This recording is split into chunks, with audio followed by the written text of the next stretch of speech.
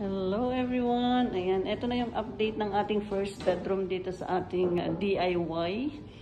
Ayan, nailagay na yung mga drywall. Nalagyan na rin ng mud. So, tapos yung pot light dyan.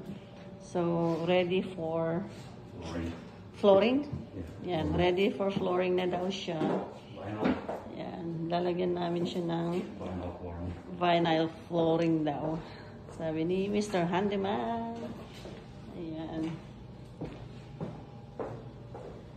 Pagkatapos ng flooring, ilalagay na nila yung pintuan.